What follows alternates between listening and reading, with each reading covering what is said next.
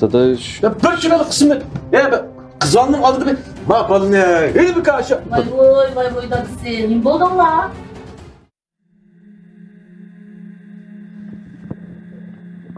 Men charchab qo'ydim ya. Apamning sal mijozi yo'q, shunga ovoz o'zgarib, erdek chiqdan olib qoldi. Unda biz aygılanmamı benden salam etdi qo'ying. Men aramimni eleyverdim ha.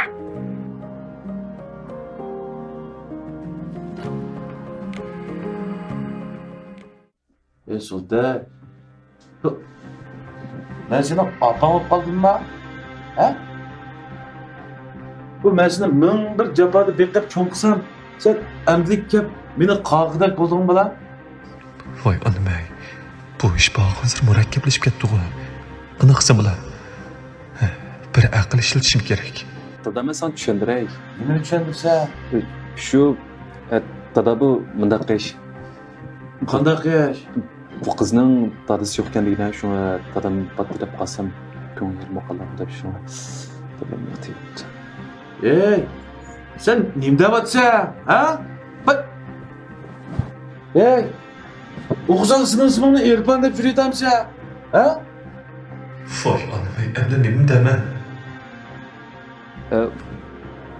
Dada shu o qiz ismimni yoqtirmayotgan to'q.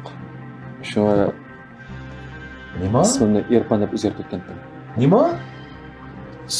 Nima deydigan nima bilan? Ey, sening ismingni qayer bo'lmaydi ekan? Ha? Nar bo'lmaydi ekan o'simda. Ey, unda bo'lsa o qiz nima? Aygul adamga salom yo'llab qo'ydi-da? Aygul degan kim hamda? Apaning ismini Aygulga o'zgartirgan o'xshamabsa? Ma bo'lna. Dada Ya bir şuralı kısmı. Ya ben kızanın adı bir. Ma bo'lna. Hadi bir karşı. Vay boy dadısı. Nima bo'lding la? Voy nima vaqirishib chaqirishib yuraysizlar? Nima bo'lding la? Xo'shlar anglab qolsam sat emasmi? Nima ish bo'ldi? Şu an nima? Laqma o'g'limdan so'rag'na. Balam, nima ish bo'ldi? Ra, babu, beni ölüp ketdi deb qiz do'stiga. Sening ismini Aygul o'zgartirib tutdi. O'zining ismini Erpan o'zgartirib tutdi. O'qni o'tirish qilmaydigan dalta. bu yolg'on so'zlamak nima?